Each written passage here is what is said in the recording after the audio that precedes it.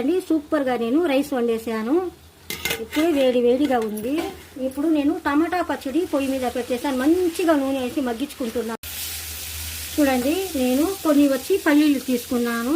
ఇది మళ్ళీ కొంచెం మంచిగా ఫ్రై చేసుకోవాలా. నేను జీరా చింతపండు 2 వేసుకుంటున్నాను. మంచిగా కలుపుకొని ఫ్రై చేసుకోవాలి.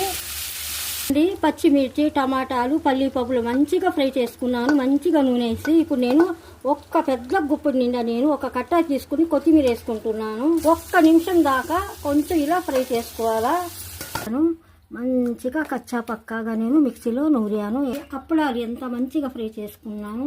చిన్న చిన్న ముక్కలు కూడా చేసుకుని కొన్ని అప్పడాలు ఫ్రై చేసుకున్నాను. చూడండి కొంచెం ఇప్పుడు తినడానికి అన్నం వేసుకుంటున్నాను. కొంచెం మెత్తగానే వండుకుంటాను. టమాటా పచ్చడి వేసుకున్నాను తగినంత.